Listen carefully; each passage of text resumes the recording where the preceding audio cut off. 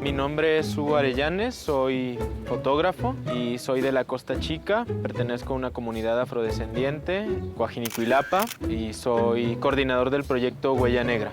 Hola, soy Scarlett Estrada, soy afromexicana de la Ciudad de México. Soy estudiante de Antropología Social y de la licenciatura en Comunicación y Periodismo. Hago un podcast con Valeria y Marbella que se llama Afrochingonas y también escribo para Afroféminas. Mi nombre es Jessica Fernández de Lara Jarada, soy descendiente de japoneses y actualmente estoy haciendo un doctorado en la Universidad de Cambridge, explorando las historias de vidas de migrantes japoneses y sus descendientes en México. Por mi gente hablará el espíritu. Las razas no existen, ni biológica ni científicamente.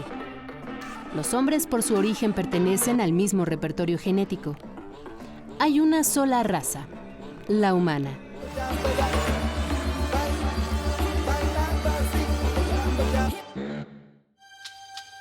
Somos los colores que hay en la naturaleza, de muchos colores y del mismo lugar.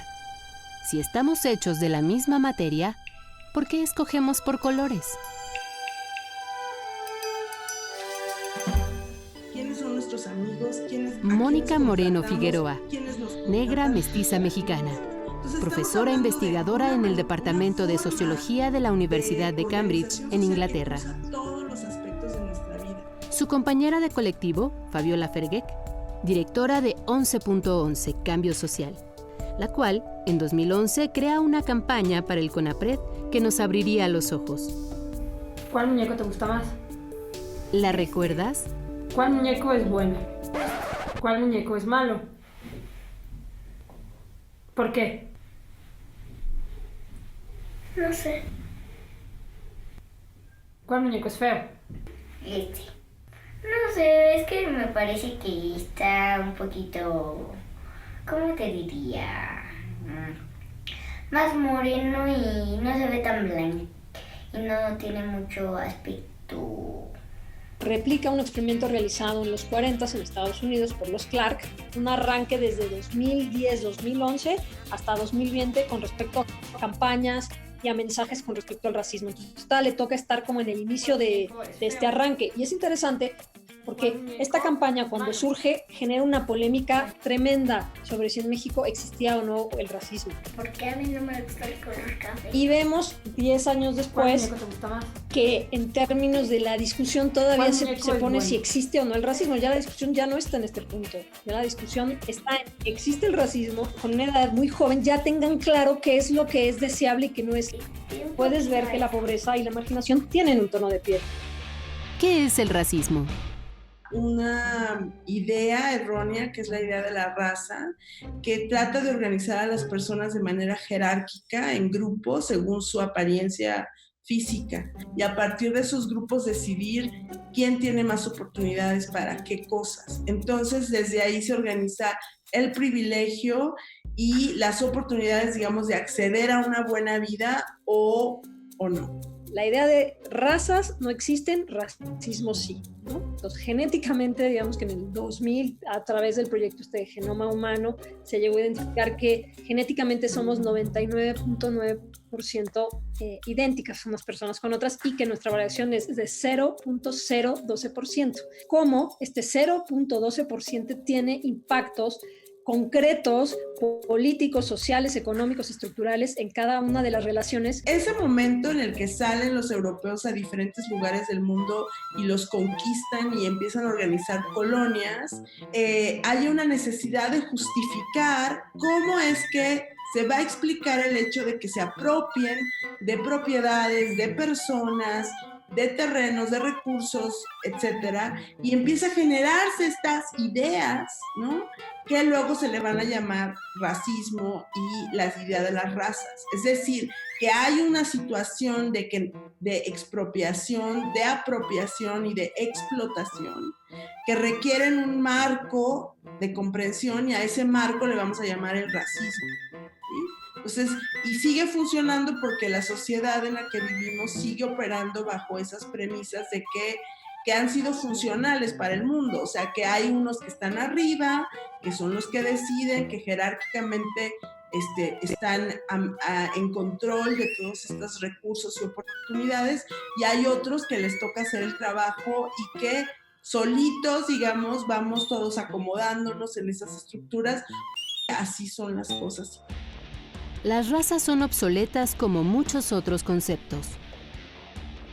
En México discriminamos por el color de piel, a los indígenas principalmente, pero existen otros tipos de racismo en los que ni siquiera hemos reparado. Por ejemplo, la población afrodescendiente y las personas de origen asiático que viven en nuestro país.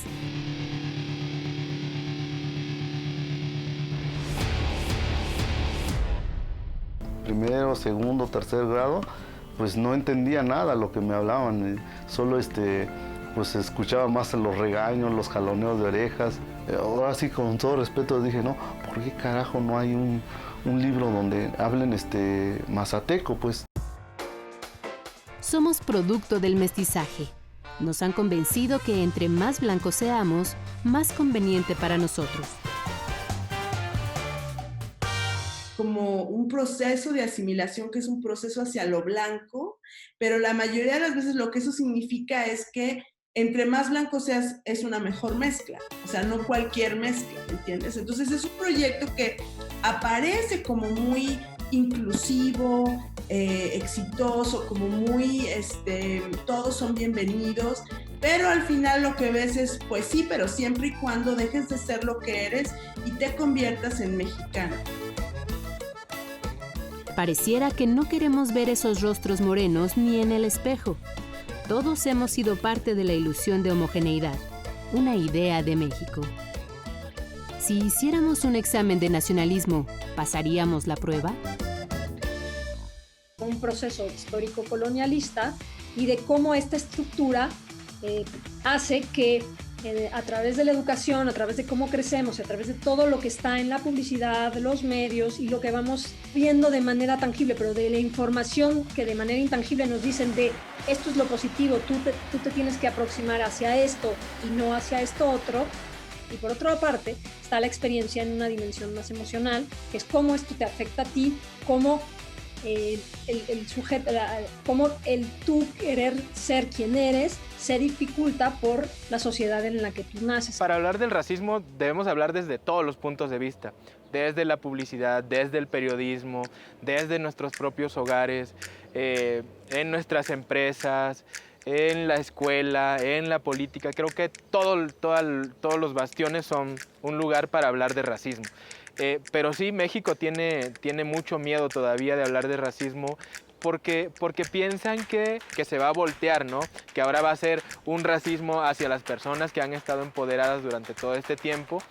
Y creo que no es el caso. En el sistema de castas había unas combinaciones que podían decir, si una mujer indígena tenía relaciones y descendencia en 4 ocasiones con una persona española, podía aspirar a que su descendencia fuera española. Entonces, ¿esto qué significa? Esto significa que está metido el chip ahí de realmente puedo mejorar la raza, y ese mejorar la raza implica que mi descendencia sobreviva de mejor manera, tenga más acceso a determinadas cosas. Ha permeado nuestro inconsciente hasta la actualidad.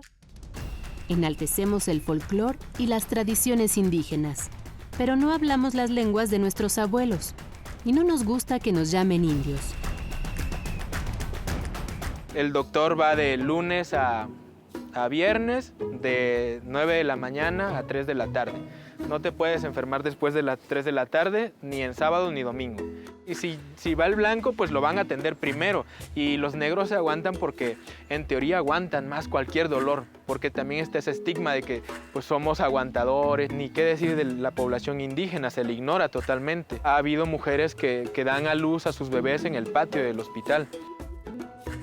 El racismo tiene una base tan encarnada que afecta desde adentro a las estructuras de salud, educación y política, que se ven reflejados en el acceso a los servicios, becas en universidades y puestos altos en la ciencia.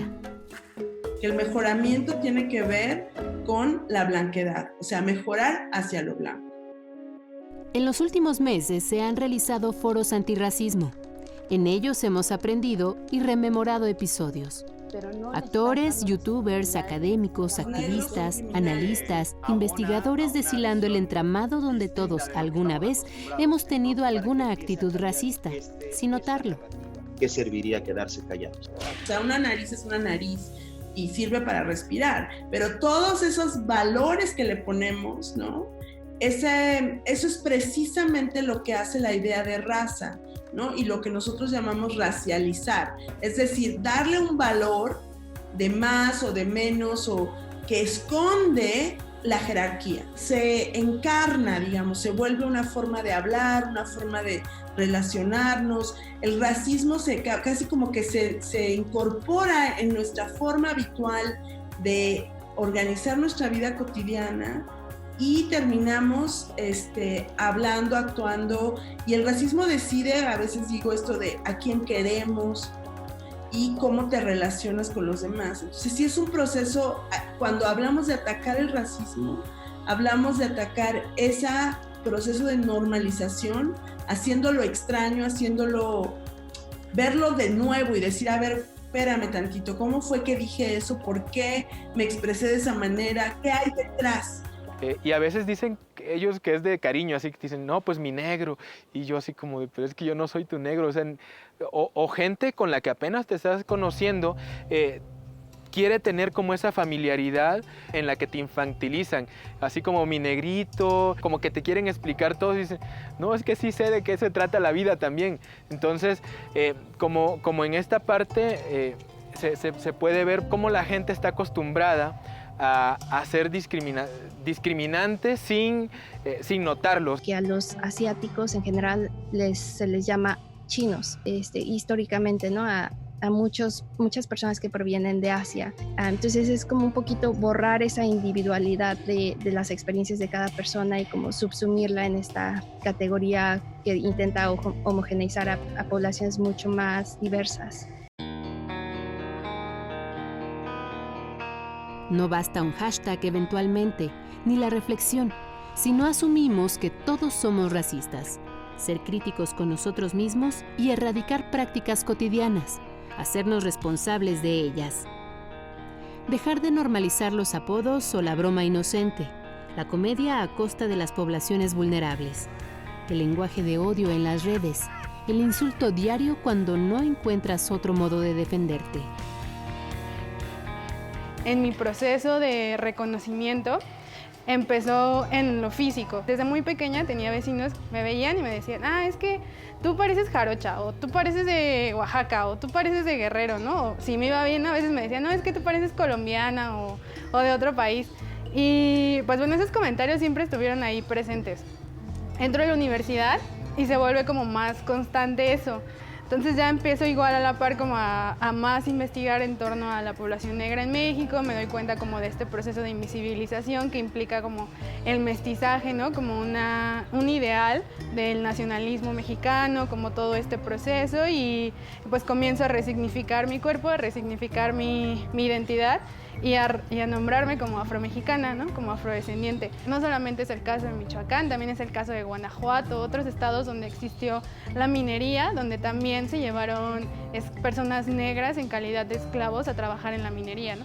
Pero muy pocas veces se habla de esa presencia afro en esa parte de México, ¿no? Muchos de los avances que se han tenido en ese punto, sí desde la academia, es que se ha podido visibilizar un poco más a través de libros, a través de investigaciones que se hacen y también con la llegada de organizaciones civiles aquí a Ciudad de México, porque antes muchas de las organizaciones solo estaban en la Costa Chica, pero ahora ya podemos ver organizaciones en Puebla, en Morelos, en Ciudad de México, en el Estado de México. Y había muchos niños que me molestaban por mi apariencia, ¿no? Me decían, tienes ojos muy feos, no queremos ser amigos contigo porque te ves diferente. Y llevaba lunch, se ve muy feo, no nos gusta porque eres tan extraña. Creo que fue una experiencia de sentirme muy sola y muy como aislada en México.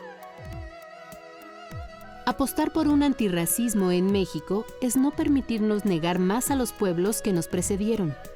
Es dejar de sentirnos incómodos por compartir privilegios con todos.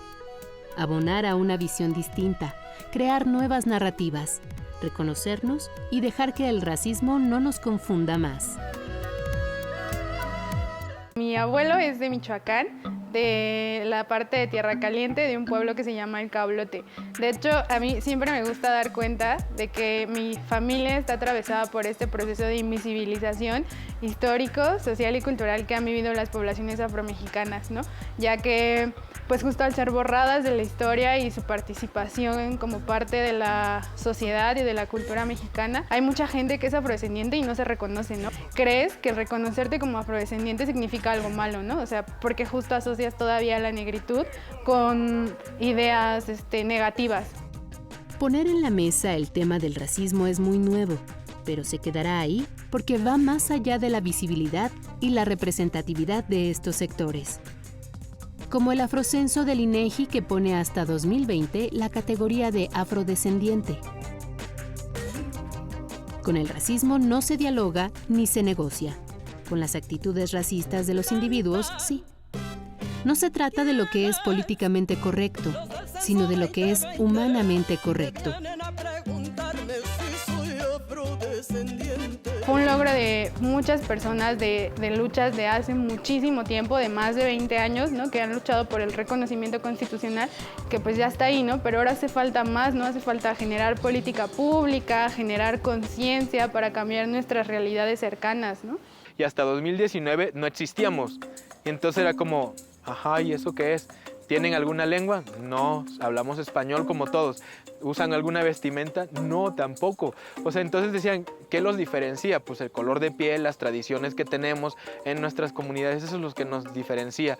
Entonces, eso nosotros tratamos de visibilizarlo mucho, porque la imagen se ha utilizado mucho para estigmatizar a las personas. Por ejemplo, en el caso de los afrodescendientes, siempre que pensamos en afrodescendientes, nuestra mente se va en automático a personas esclavizadas. Los afrodescendientes no solo son obreros o esto, sino también son licenciados, también son doctores, también son músicos, también son... como que también salirnos de los estereotipos, como que pues el negro solo va a servir para correr o para hacer esto, como decir, no, podemos hacer de todo. Lo que nos ha limitado es mucho como todo este capital de conocimiento. Empezar por erradicar estos estereotipos que pintan no solamente a la población afro, sino también a la población indígena, como siempre en un estatus bajo, ¿no? La gente que limpia, en la gente que hace lo que nadie quiere hacer, ¿no? O sea, y nunca empoderados, ¿no? Nunca como un personaje que puede ser multimillonario, ¿no? Como un personaje exitoso, ¿no? Siempre lo exitoso, lo multimillonario es blanco. Las masacres de chinos en Torreón, ¿no? En 1911, en pleno apogeo de la Revolución Mexicana, con las prohibiciones de matrimonio de chinos y mexicanas y el destierro de miles de familias chino-mexicanas del país. Pero parte de mi trabajo es tratar de expandir esa visión y ver cómo ese antichinismo también ha afectado a otras poblaciones asiáticas, en particular a los japoneses. Racismo antiasiático lo que ha probado es que es muy manipulable, ¿no? En algún momento puede atacar a poblaciones chinas, pero en otro momento fácilmente también puede atacar a poblaciones asiáticas. Hola mis chinitas, muchísimas gracias por estar un día más. ¿Por qué si más del 60% de los mexicanos dice asumirse de tez oscura, vemos en el cine, la publicidad y en muchos medios de comunicación personas blancas, alejados de nuestro mestizaje? ¿No sería más fructífero identificarnos y reconocernos en ellos? Porque la publicidad respondería que somos seres aspiracionales. Pero ¿quién nos enseñó que ser blancos significa mayores ingresos u oportunidades, o ser más bellos? La historia, la experiencia. ¿Qué mensajes son los que podemos dar? ¿Qué prácticas podemos ya quitar? No estar revictimizando o de estar retuiteando información que genera un daño y que genera también confusión en el debate público. Para los medios es un momento muy importante de decisión de entrar a estos temas con la profundidad que tienen y opera.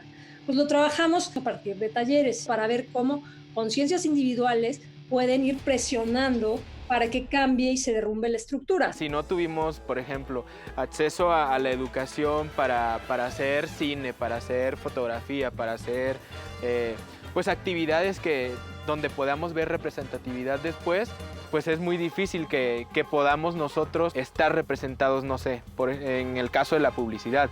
Si nosotros no empezamos a hacer nuestra propia publicidad, va a ser muy difícil que nos veamos.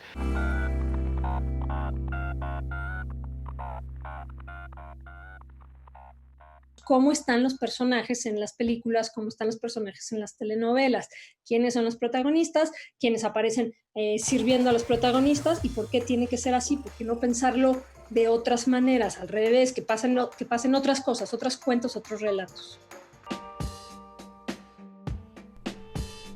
El arte puede ayudar a echar luz a temas urgentes, dar voz a quienes no la tienen, a dar lucha. Descentralizar las tramas, vernos reflejados en las historias que nos cuentan otros. Acción afirmativa le llaman. Un mundo antirracista le sueñan.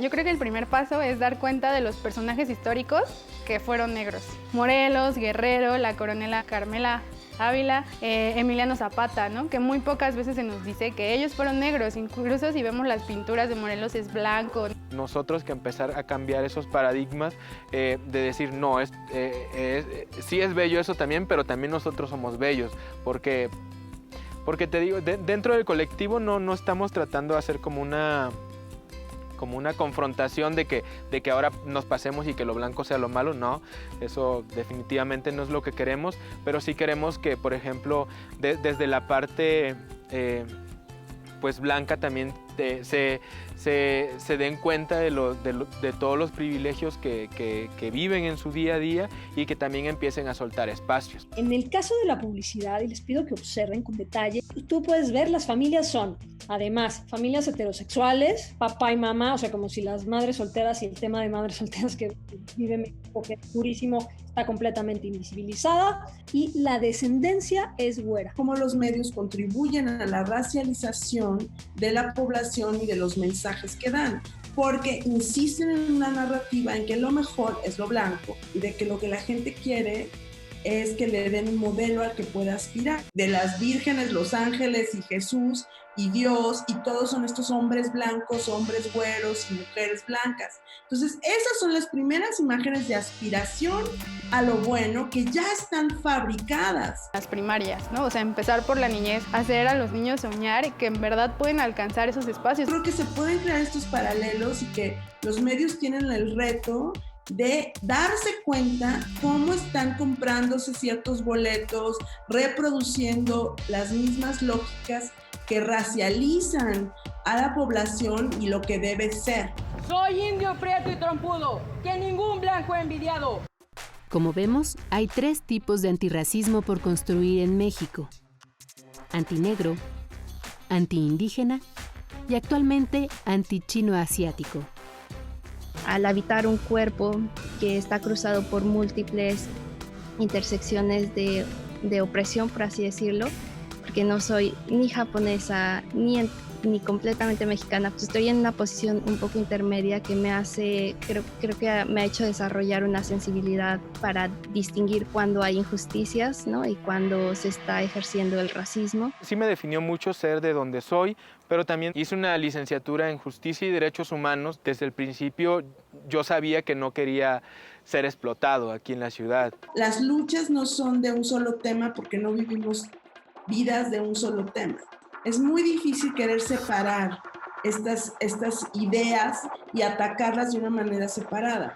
Lo hacemos como un ejercicio intelectual, pero son fenómenos que se dan de manera interseccional. Nuestra propuesta como Coopera y también como investigadoras es cómo incorporas una perspectiva antirracista a estas áreas que haces. O sea, al movimiento feminista yo le diría, ¿cómo estás incorporando una agenda antirracista a tu trabajo antisexista?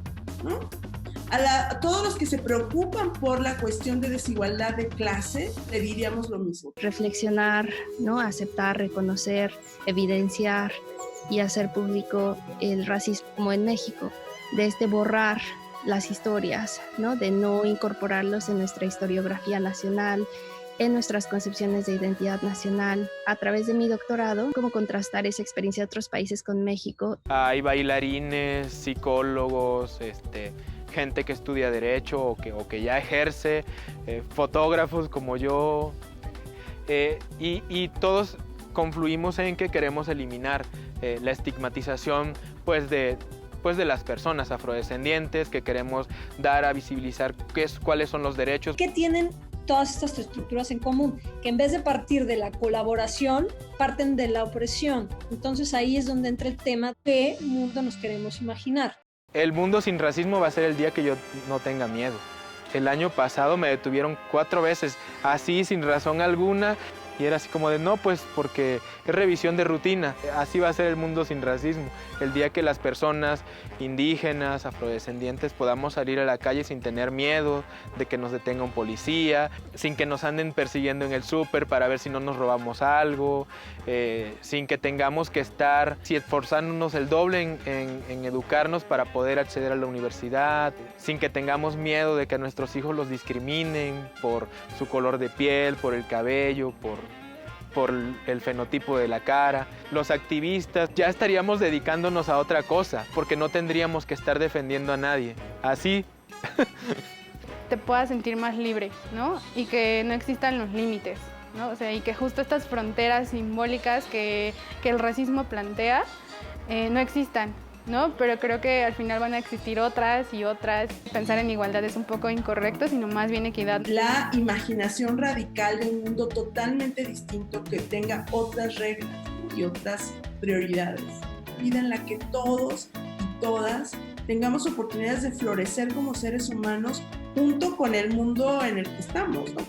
Que en colaboración y desde otra perspectiva construyamos. Estos mundos y estas estructuras basadas en la opresión no solo generan dolor, aislamiento y represión, no solo es para quien lo vive, sino que todo el mundo nos perjudicamos de este sistema. El racismo, por ejemplo, ¿no? que justifica una estructura que organiza esos privilegios y esas desventajas, y creo que podríamos unir esfuerzos también para desmantelar y para combatir esas estructuras. Construir alianzas donde te encuentres y puedas dialogar con otras personas que como tú han vivido determinadas inquietudes o determinadas formas de exclusión, como creo que también es un proceso de confianza al interior de que este cambio individual va a hacer cambios de conciencia y estos cambios de conciencia sumados van a cambiar estructuras. El desarrollo de una agenda antirracista que no solo se trata de que hacer que la gente no sea racista, sino que sea activamente antirracista. No solo por la niñez, es decir, todo el mundo nos tenemos que transformar.